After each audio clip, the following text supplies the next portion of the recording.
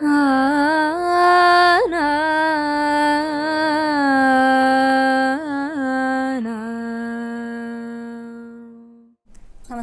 Guruvayur devotees ഓൺലൈനിലേക്ക് ഏവർക്കും സ്വാഗതം.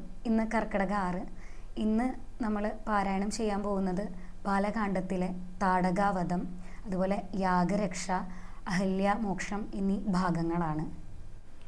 നമസ്കാരം. ഇന്നലെ നമ്മൾ കഥ പറഞ്ഞു നിർത്തിയത് ഭഗവാന്റെ അവതാരം വരെയാണ്. ശ്രീരാമന്റെ ജനനം, അതേപോലെ തന്നെ ഭരതനും ലക്ഷ്മണനും ശത്രുഘ്നനും ഇവരുടെയൊക്കെ ജനനം വരെയാണ് പറഞ്ഞിട്ടുണ്ടായിരുന്നത്. ഇനി പറയാൻ പോകുന്നത് നാമകരണത്തെ കുറിച്ചിട്ടാണ് കേട്ടോ. അതേപോലെ തന്നെ അത് കഴിഞ്ഞിട്ടുള്ള ബാലലീലകളും വിദ്യാഭ്യാസം, അതേപോലെ തന്നെ വിശ്വാമിത്ര ആഗമനം, അതും കഴിഞ്ഞിട്ട് താടകാവധമുണ്ട്, യാഗരക്ഷയുണ്ട്, അഹല്യാമോക്ഷമുണ്ട്. അപ്പോൾ അഹല്യാമോക്ഷം വരെയാണ് ഇന്നത്തെ പാരായണം ഉള്ളത്. അതുവരെയാണ് നമ്മുടെ കഥയും പറയുന്നത് കേട്ടോ.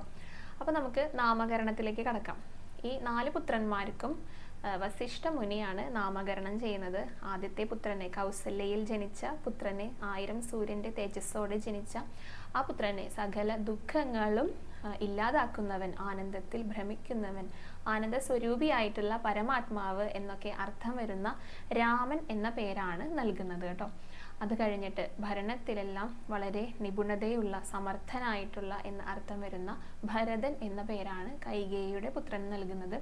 പിന്നെ സുമിത്രയ്ക്ക് 2 ഇരട്ടക്കുട്ടികളാണല്ലോ ഉണ്ടായിരിക്കുന്നത്. അതിൽ തന്നെ സർവ്വലക്ഷണങ്ങളും തികഞ്ഞ എന്നർത്ഥം വരുന്ന ലക്ഷ്മണൻ എന്നുള്ള പേരും, അതേപോലെ ശത്രുക്കളെയെല്ലാം സംഹരിക്കുന്നവൻ എന്നർത്ഥം വരുന്ന ശത്രുഘ്നൻ എന്ന പേരുമാണ് നൽകുന്നത്.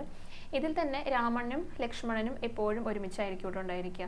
ഭരതനും ശത്രുഘ്നനും ആയിരിക്കും എപ്പോഴും ഒരുമിച്ചുണ്ടായിരിക്കുക. അതിന് കാരണം എന്താണെന്ന് വെച്ചാൽ, കൗസല്യക്ക് ലഭിച്ച പായസത്തിൽ നിന്നാണല്ലോ പകുതി സുമിത്രയ്ക്ക് കൊടുത്തത്.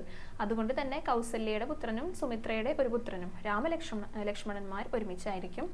അതേപോലെ കൈകേയിക്ക് കിട്ടിയ പായസത്തിൽ നിന്നാണ് പകുതി സുമിത്രയ്ക്ക് കൊടുത്തിട്ടുണ്ടായിരുന്നത്. അപ്പോൾ കൈകേയിയുടെ പുത്രനായിട്ടുള്ള ഭരതനും ശത്രുഘ്നനും ഒരുമിച്ച് ആ പായസം എങ്ങനെയാണോ അവരെ കുടിച്ചത് അതിനനുസരിച്ചിട്ടാണ് മക്കളും ഒരുമിച്ച് നടക്കുന്നുണ്ടായിരുന്നത് കേട്ടോ.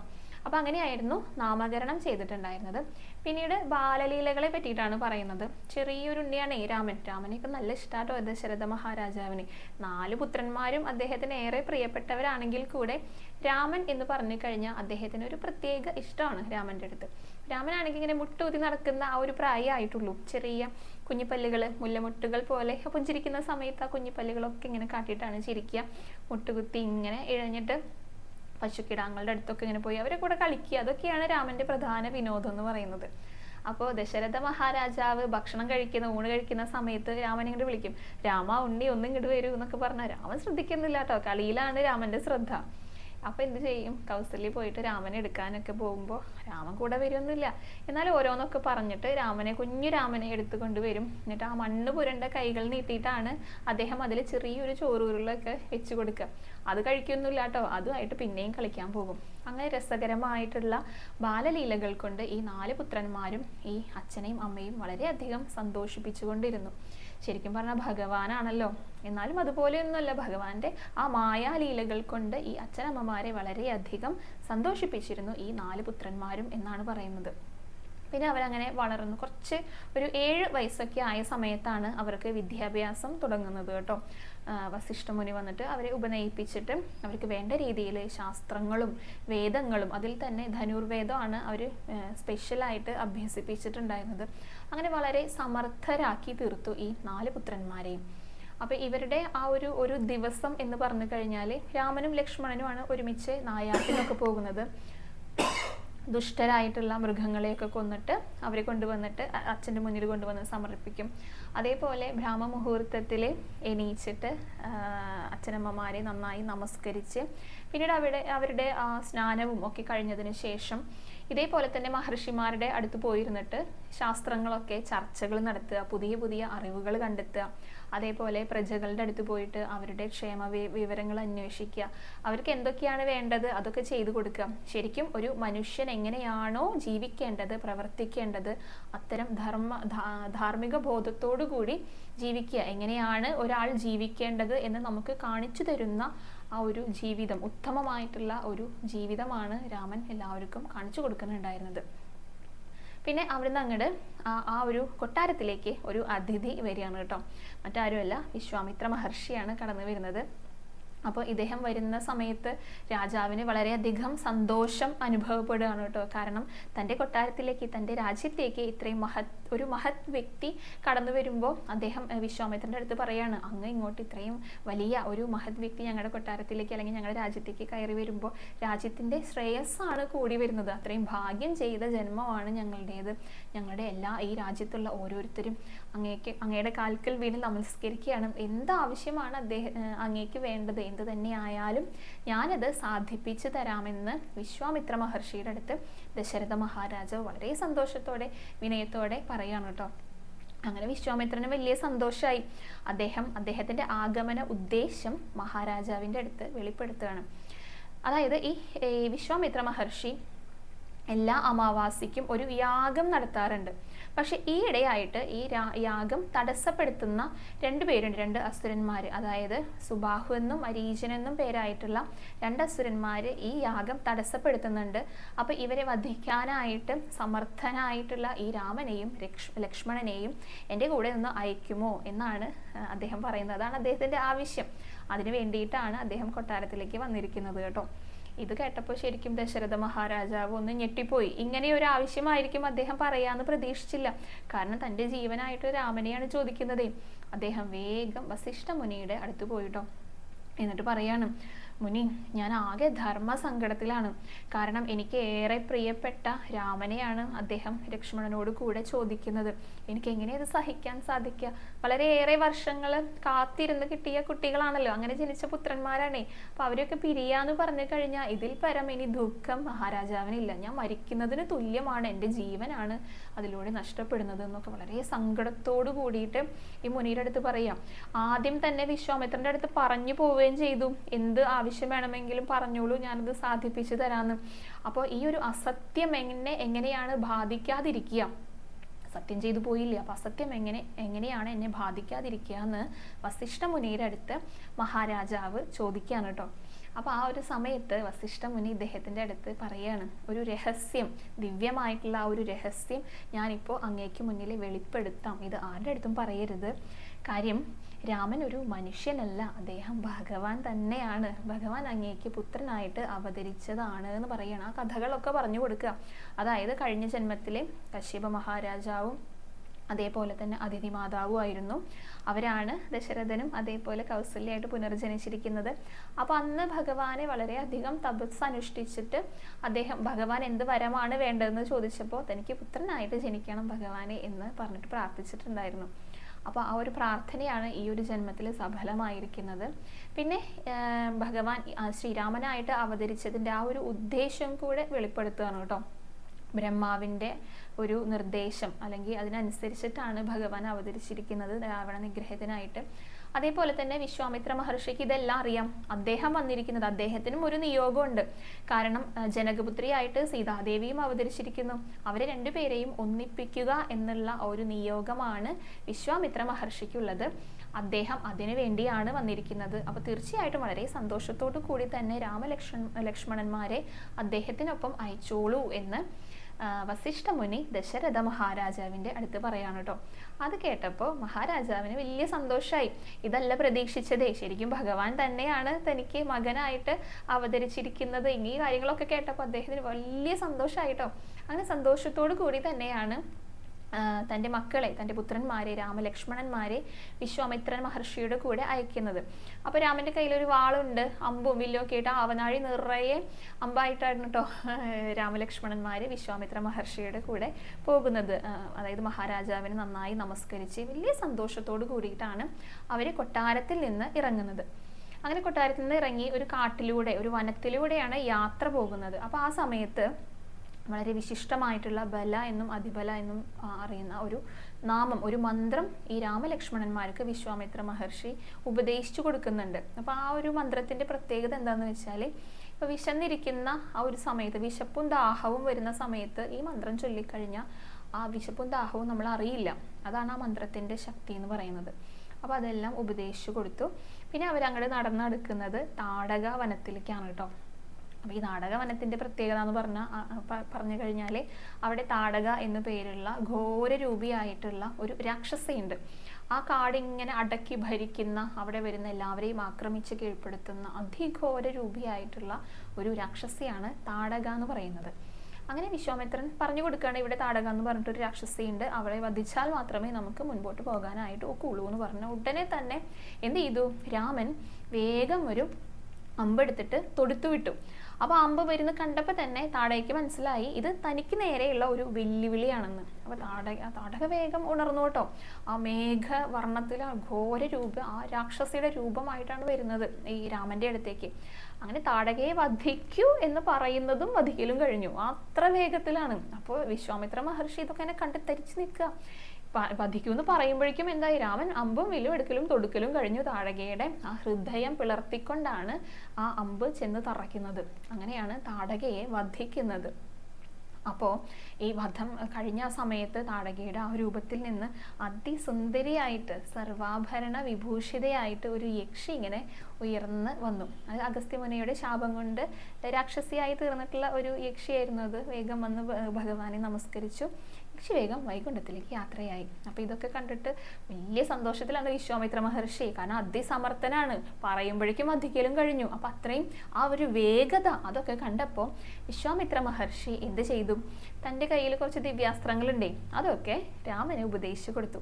മുൻപ് വളരെ പണ്ട് വിശ്വാമിത്ര മഹർഷി എന്ന് പറയുന്ന ഒരു ക്ഷത്രിയനായിരുന്നു. അപ്പോൾ ആ ഒരു സമയത്ത് മഹാദേവനെ തപസ് ചെയ്ത് പ്രീതിപ്പെടുത്തിയിട്ട് അദ്ദേഹത്തിന്റെ കയ്യിൽ നിന്ന് കുറച്ച് വരങ്ങളൊക്കെ വാങ്ങിയിട്ടുണ്ടായിരുന്നു. മന്ത്രരൂപത്തിലാണ് വാങ്ങിയിട്ടുണ്ടായിരുന്നു കുറച്ച് ദിവ്യാസ്ത്രങ്ങൾ. പിന്നീട് അദ്ദേഹം മഹർഷിയായ സമയത്ത് ഇതൊന്നും അദ്ദേഹത്തിന് ഉപകാരമില്ലല്ലോ. അപ്പോൾ അതെല്ലാം രാമനെ ഉപദേശിച്ചു കൊടുക്കുകയാണ്. ശരിക്കും പറഞ്ഞാല് രാമനെയും സീതയും തമ്മിൽ ഒന്നിപ്പിക്കുക എന്നുള്ള ആ ഒരു നിയോഗത്തിന് പുറമെ ഭാവിയിലെ രാമരാവണ യുദ്ധം ഉണ്ടല്ലോ, അപ്പൊ അതിന് വേണ്ടിയിട്ടുള്ള ഈ ദിവ്യാസ്ത്രങ്ങൾ ഇദ്ദേഹത്തിന് ഉപദേശിച്ചു കൊടുക്കുക എന്നുള്ള ഒരു നിയോഗം കൂടെ വിശ്വാമിത്ര മഹർഷിക്ക് ഉണ്ടായിരുന്നു. അങ്ങനെയാണ് ഈ ദിവ്യാസ്ത്രങ്ങളെല്ലാം രാമനെ ഉപദേശിച്ചു കൊടുക്കുന്നത്. അങ്ങനെ താടകാവധമൊക്കെ കഴിഞ്ഞിട്ട് ഇവര് കുറച്ച് ഒരു ദിവസം അവിടെ അടുത്തൊരു ആശ്രമം ഉണ്ടായിരുന്നു, അവിടെ താമസിച്ചു. അങ്ങനെ അവര് അവിടെ നിന്ന് പിറ്റേ ദിവസം യാത്രയാകുകയാണ് കേട്ടോ. അങ്ങനെ 3 ദിവസം യാത്ര ചെയ്തിട്ട് സിദ്ധാശ്രമത്തിലെത്തി. സിദ്ധാശ്രമമാണ് വിശ്വാമിത്ര മഹർഷിയുടെ ആശ്രമം. അങ്ങനെ കുറച്ചു നേരമൊക്കെ അവിടെ വിശ്രമിച്ച് ഏകദേശം ഒരു മധ്യാഹ്നമൊക്കെ ആയപ്പോൾ രാമൻ വന്നിട്ട് വിശ്വാമിത്ര മഹർഷിയോട് പറഞ്ഞു, കാരണം മരീചനെയും സുബാഹുവിനൊക്കെ കാണണ്ടേ, എന്നാലേ അവരെ വധിക്കാൻ സാധിക്കുള്ളൂ, വേഗം യാഗമൊക്കെ തുടങ്ങിക്കോളൂ, യാഗദീക്ഷയൊക്കെ തുടങ്ങിക്കോളൂ, എന്നിട്ട് അവർ വന്നു കഴിഞ്ഞാൽ ഞങ്ങൾക്ക് അവരെ വധിക്കാമല്ലോ. അങ്ങനെ വേഗം യാഗത്തിനുള്ള ഒരുക്കങ്ങളൊക്കെ തുടങ്ങി.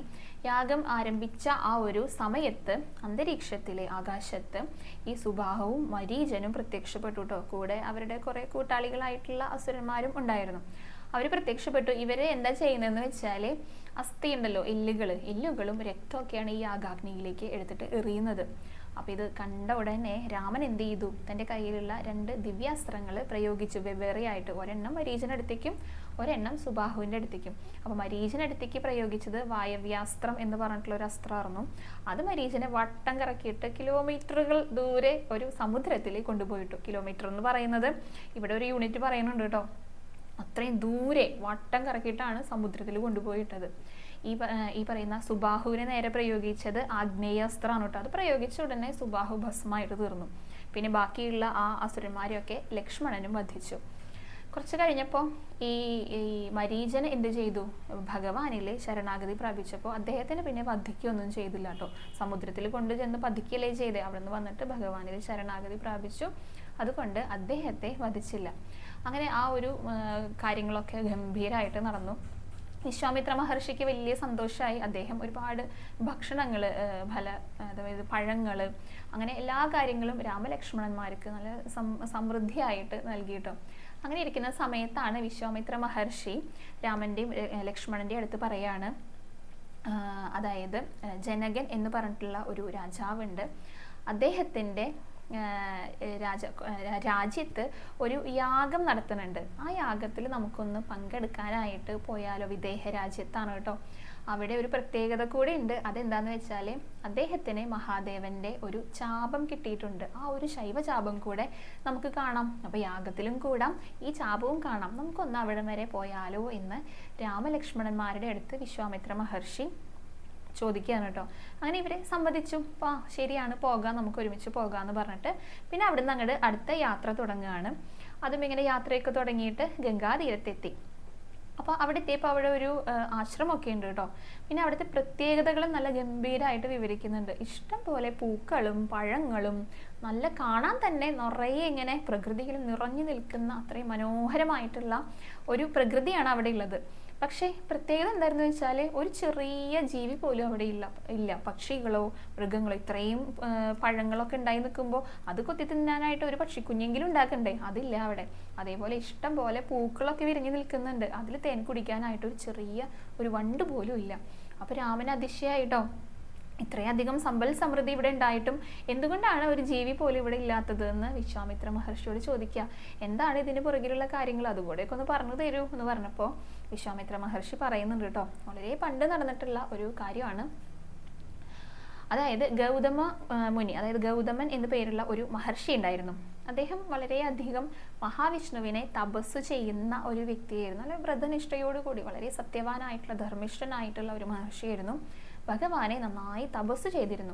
അപ്പൊ ഇദ്ദേഹത്തിന്റെ ആ ഒരു ബ്രഹ്മചര്യത്തിലെ ആകൃഷ്ടനായിട്ട് ബ്രഹ്മാവ് ഇദ്ദേഹത്തിന് ഒരു വരം കൊടുക്കുകയാണ്. അതായത് അതിലോക സുന്ദരിയായിട്ടുള്ള അഹല്യയെ ഇദ്ദേഹത്തിന് കൊടുത്തു, ഗൗതമ മഹർഷിക്ക് കൊടുത്തു പത്നിയായിട്ട്. അതീവ സുന്ദരിയാണ് കേട്ടോ അഹല്യ എന്ന് പറയുന്നത്.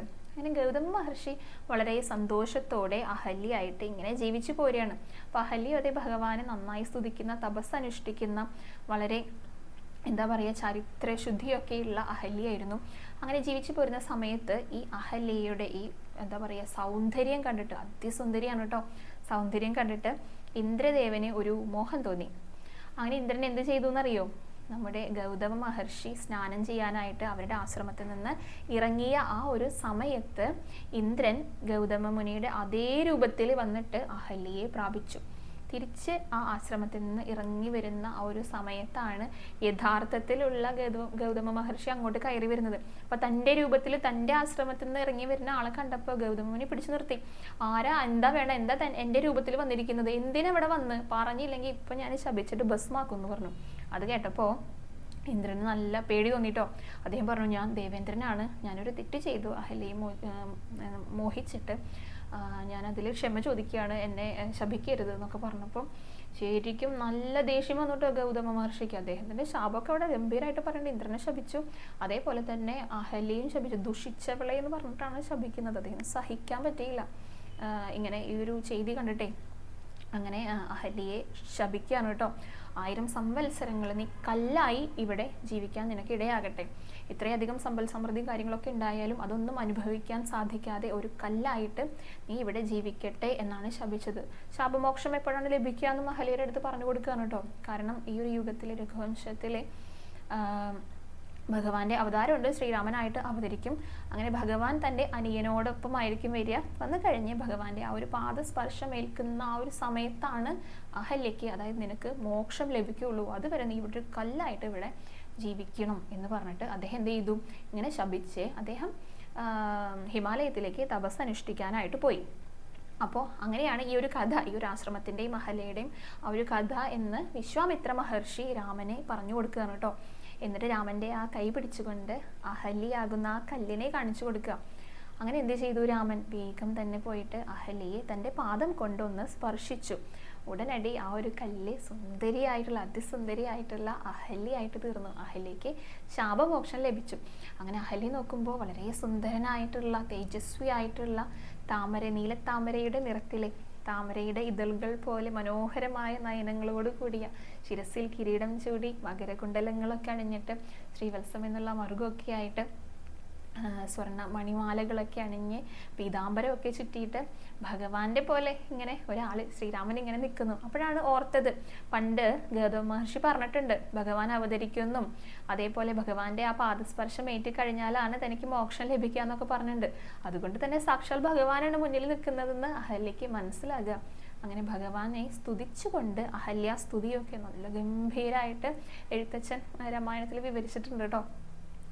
അങ്ങനെ അഹല്യ എന്ത് ചെയ്തു? ഭഗവാനെ നന്നായി പ്രാർത്ഥിച്ച് നമസ്കരിക്കുന്ന ആ ഒരു ഭാഗത്ത് പിന്നെ അവിടെ നിന്ന് അങ്ങോട്ട് തിരിച്ചു വരുന്നു. അതായത് അഹല്യ മോക്ഷമൊക്കെ ഗംഭീരമായിട്ട് നടന്നു. അപ്പം ഇതുവരെയാണ് ഇന്നത്തെ ആ ഒരു വായന വരുന്നത്. അപ്പം ഇനി നമുക്ക് നിരഞ്ജനയുടെ പാരായണം ശ്രവിക്കാം കേട്ടോ. താടകാവനം പ്രാപിപ്പിച്ചിടോരനന്തരം ഗൂഢസ്മേരവും പൂണ്ടു പറഞ്ഞു വിശ്വാമിത്രൻ, രാഘവാ സത്യപരാക്രമവാരിധേ രാമ, പോകുമാറില്ലീ വഴിയാരുമേതു കാലം. കാടിതു കണ്ടായോ നീ കാമരൂപിണിയായ താടകഭയങ്കരി വാണിടും ദേശമല്ലോ. അവളെ പേടിച്ചാരും നേർവഴി നടപ്പില, ഭുവനവാസി ജനം ഭുവനേശ്വര പോറ്റി.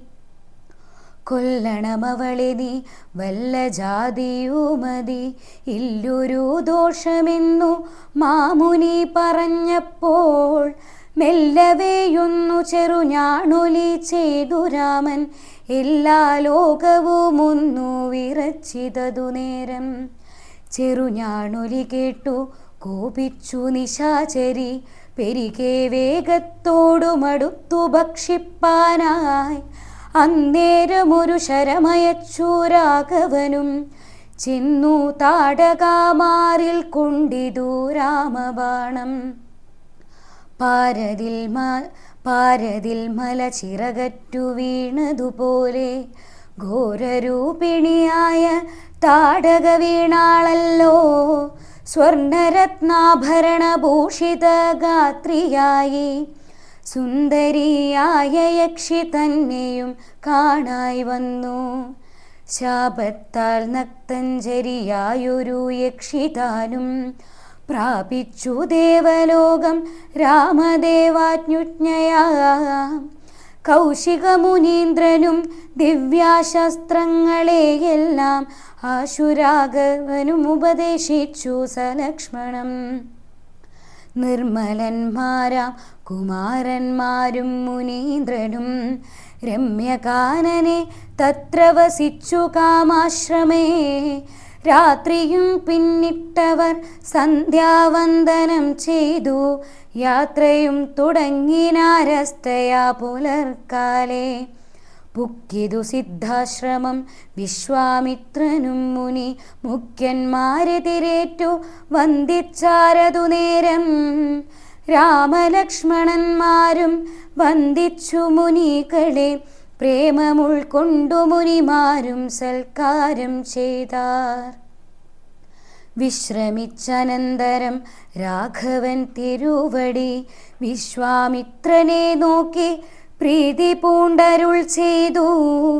താപസോത്തമ ഭവാൻ ദീക്ഷിക്കയാഗമിനി, താപം കൂടാതെ രക്ഷിച്ചിടുവനേതു ചെയ്തും. ദുഷ്ടരാം നിശാചരേന്ദ്രന്മാരെ കാട്ടിത്തന്നാൽ, നഷ്ടമാക്കുവൻ ബാണം കൊണ്ടു ഞാൻ തപോനിതേ. യാഗവും ദീക്ഷിച്ചിതു കൗശികനതു കാലം, ആഗമിച്ചിതു നക്തഞ്ചരന്മാർ പടയോടും. മധ്യാഹ്നകാലെ മേൽഭാഗത്തിങ്കൽ നിന്നുമത്ര രക്തവൃഷ്ടിയും തുടങ്ങിയിടിനാരതു നേരം. പാരാതെ രണ്ടു ശരം തൊടുത്തു രാമദേവൻ, മാരീചസുബാഹുവീരന്മാരെ പ്രയോഗിച്ചാൻ. കുന്നിതു സുബാഹുവാ മാവനായൊരു ശരം, അന്നേരം മാരീചനും ഭീതി പുണ്ടോടിനാൻ. ചെന്നിതു രാമബാണം പിന്നാലെ കൂടെ കൂടെ, ഖിന്നനായേറിയൊരു യോജന പാഞ്ഞാനവൻ. അർണവം തന്നിൽ ചെന്നു വീണിതു മാരീചനും, അന്നേരം അവിടെയും ചെന്നിതു ദഹിപ്പാനായി. പിന്നെ മറ്റെങ്ങുമൊരു ശരണമില്ലാഞ്ഞവൻ, എന്നെ രക്ഷിക്കണമെന്ന ഭയം പൊക്കിയിടിനാൻ. ഭക്തവത്സലൻ അഭയം കൊടുത്തതു മൂലം, ഭക്തനായി വന്നാനന്നു തുടങ്ങി മാരീചനും. പറ്റലർ കുലകാലനാകിയ സൗമിത്രിയും, മറ്റുള്ള പടയെല്ലാം കൊന്നിതു ശരങ്ങളാൽ. ദേവകൾ പുഷ്പവൃഷ്ടി ചെയ്തിതു സന്തോഷത്താൽ, ദേവദുന്ദുബികളും ഘോഷിച്ചിതതു നേരം. യക്ഷകിന്നര സിദ്ധചാരണ ഗന്ധർവന്മാർ തൽക്ഷേണ കൂപ്പി സ്തുതിച്ചേറ്റവും ആനന്ദിച്ചാർ. വിശ്വാമിത്രനും പരമാനന്ദം പൂണ്ടു പുണർന്നശ്രു പൂർണാദ്രകുല നേത്രപത്മങ്ങളോടും ഉത്സംഗേ ചേർത്തു പരമാശീർവാദവും ചെയ്തു. വത്സന്മാരെയും ഭുജിപ്പിച്ചതു വാത്സല്യത്താൽ. 2-3 ദിനം ഓരോരോ പുരാണങ്ങൾ പറഞ്ഞു രസിപ്പിച്ചു കൗശികനവരുമായി. അരുൾ ചെയ്തിതു 4-ാം ദിവസം പിന്നെ മുനി, അരുതു വൃഥാകാലം കളകെന്നുള്ളതേതും. ജനകമഹീപതി തന്നെ മഹായജ്ഞം ഇനി വൈകാതെ കാൺമാൻ പോകനാം വത്സന്മാരെ. ചൊല്ലെഴും ത്രയംബകമാകിന മാഹേശ്വര വില്ലുണ്ടു വിദേഹരാജ്യത്തിങ്കലിരിക്കുന്നു. ശ്രീ മഹാദേവൻ തന്നെ വെച്ചിരിക്കുന്നു പുരാ ഭൂമി പാലേന്ദ്രന്മാരാൽ അർച്ചിതമനുദിനം. ക്ഷോണീപാലേന്ദ്ര കുലജാതനാകിയ ഭവാൻ കാണണം മഹാസത്വമാകിയ ധനൂരത്നം. താപസേന്ദ്രന്മാരോടീ വണ്ണമരുൾ ചെയ്തു ഭൂപതി ബാലകന്മാരും കൂടെ പോയി വിശ്വാമിത്രൻ. പ്രാപിച്ചു ഗംഗാതീരം ഗൗതമാശ്രമം തത്ര ശോഭ പൂണ്ടൊരു പുണ്യദേശമാനന്ദപ്രദം. ദിവ്യപാതക ഫലതാ കുസുമഫലങ്ങളാൽ സർവമോഹനകരം ജന്തു സഞ്ജയഹീനം. കൗണ്ടു കൗതുകം പൂണ്ടു വിശ്വാമിത്രനെ നോക്കി പുണ്ടരീകേക്ഷണ ഈ വണ്ണം അരുൾ ചെയ്തു. ആശ്രമപദമിതാർക്കുള്ളു മനോഹരം ആശ്രയയോഗ്യം നാനാജന്തുവർജിതം താനും. എത്രയും ആഹ്ലാദമുണ്ടായിതു മനസ്സിമേ തത്വമെന്തെന്നതരുൾ ചെയ്യണം തപോനിതേ. എന്നതു കേട്ടു വിശ്വാമിത്രനുര ചെയ്തു പന്നകശായി പരൻ തന്നോടു പരമാർത്ഥം. കേട്ടാലും പുരാവൃത്തമെങ്കിലോ കുമാരനീ വാട്ടമില്ലാത്ത തപസുള്ള ഗൗതമമുനി. ഗംഗാരോധസി നല്ലൊരാശ്രമത്തിങ്കലെത്ര മംഗലം വർദ്ധിച്ചിടും തപസാവാഴും കാലം. ലോകേശൻ നിജസുതയായുള്ളോരഹല്യയാം ലോകസുന്ദരിയായ ദിവ്യകന്യകാരത്നം. ഗൗതമമുനീന്ദ്രനു കൊടുത്തു വിധാതാവാം കൗതുകം പൂണ്ടു ഭാര്യാഭർത്താക്കന്മാരായവർ. ഭർതൃശുശ്രൂഷ ബ്രഹ്മചാര്യാദി ഗുണങ്ങൾ കണ്ടത്രയും പ്രസാദിച്ചു ഗൗതമമുനീന്ദ്രനും. തന്നെ പത്നിയായോരഹല്യയോടും ചേർന്നു പർണശാലയിലത്ര വസിച്ചു ചിരകാലം. വിശ്വമോഹിനിയായോരഹല്യാരൂപം കണ്ട് ദുശ്ചൗവനനും കുസുമായുധവശനായാൻ.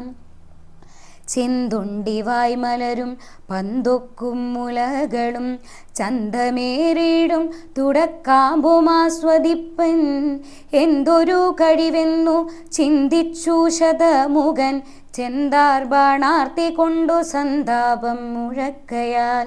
സന്തതം മനക്കാമ്പിൽ സുന്ദരഗാത്രീരൂപം ചിന്തിച്ചു ചിന്തിച്ചനങ്കാന്ധനായി വന്നല്ലോ. അന്തരാത്മനി വിബുധേന്ദ്രനുമതിനിപ്പോൾ അന്തരം വരാതെയൊരന്തരമെന്തെന്നോർത്തു. ലോകേശാത്മജസുതനന്ദനനുടെ രൂപം നാഗനായകൻ കൈക്കൊണ്ടധ്യയാ മാതിങ്കൽ. സന്ധ്യാവന്ദനത്തിനു ഗൗതമൻ പോയ നേരം അന്തരാ പുക്കാനുടജാന്തരെ പരവശാൽ. സുത്രാമാമഹല്യയെ പ്രാപിച്ചു സത്സംഭ്രമം.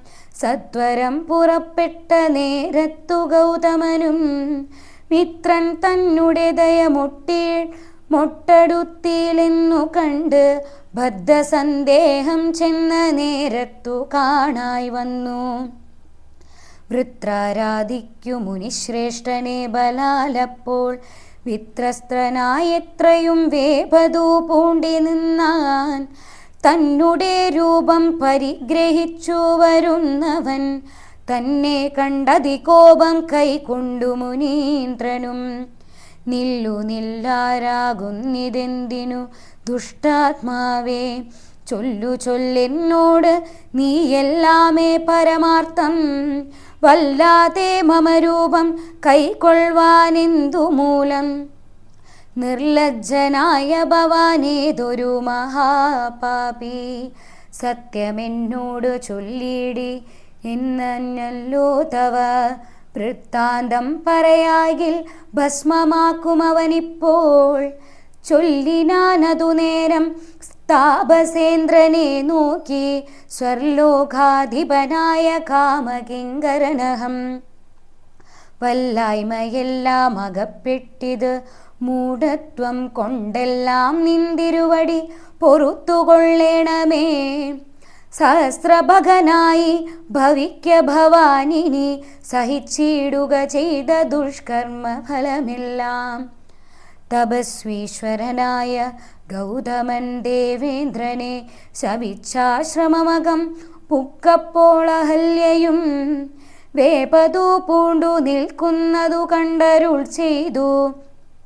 താപസോത്തമനായ ഗൗതമൻ കോപത്തോടെ കഷ്ടമെത്രയും തമ ദുർവൃത്തം ദുരാചരേ. ദുഷ്ടമാനസേ തവ സാമർത്ഥ്യം നന്നു പാരം. ദുഷ്കൃത കൊണ്ടു മുടങ്ങുവാനിതിന്നു ചൊല്ലിടുവിൻ.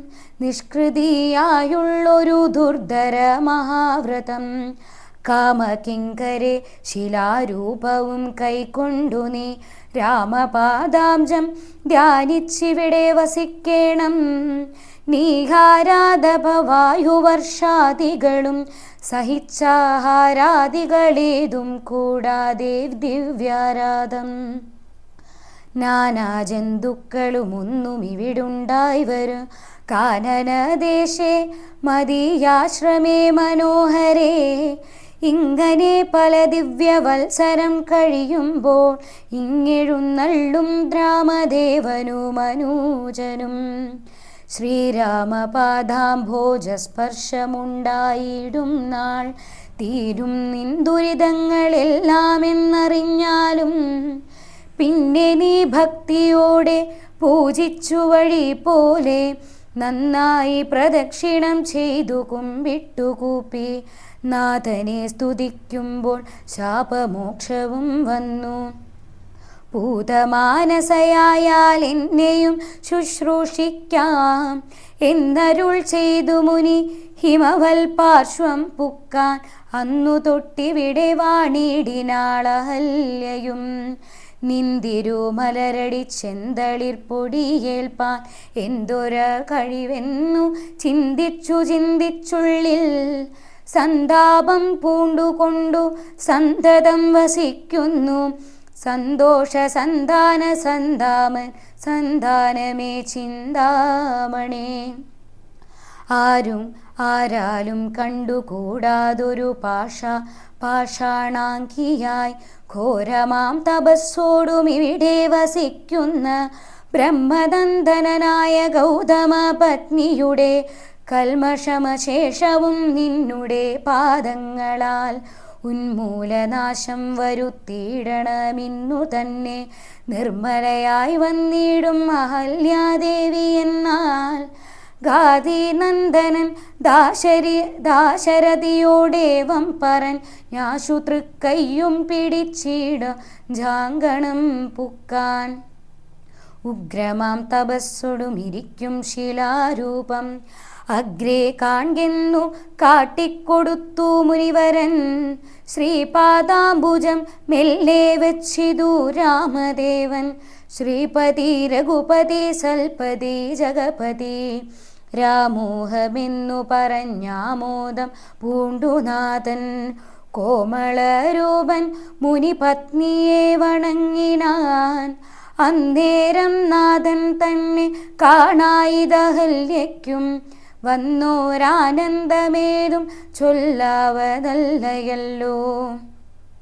താപസശ്രേഷ്ഠനായ കൗശികമുനിയോടും താപസഞ്ജയം നീങ്ങുമാറു സോദരനോടും ശാപനാശനകരനായൊരു ദേവൻ തന്നെ ചാപബാണങ്ങളോടും പീതമാം വസ്ത്രത്തോടും ശ്രീവത്സവക്ഷസ്സോടും സുസ്മിതവക്രത്തോടും ശ്രീവാസാംബുജദള സന്നിഭ നേത്രത്തോടും വാസവനീലമണി സംഘാശഗാത്രത്തോടും വാസവാദ്യാമരൗഘൗ വന്ദിത പാദത്തോടും പത്തുദിക്കിലുമൊക്കെ നിറഞ്ഞ കാന്തിയോടും ഭക്തവത്സലൻ തന്നെ കാണായിതഹല്യയ്ക്കും തന്നുടെ ഭർത്താവായ ഗൗതമതബോധനൻ തന്നോട് മുന്നമുര ചെയ്തതു മോർത്താളപ്പോൾ നിർണയം നാരായണൻ താനിതു ജഗന്നാഥൻ അർണോജവിലോചനൻ പത്മജാമനോഹരൻ. ഇത്തമാത്മിനി ചിന്തിച്ചുദ്ധാനം ചെയ്തു ഭക്ത്യാ സത്വരമർഘ്യാദികൾ കൊണ്ടു പൂജിച്ചിടിനാൾ.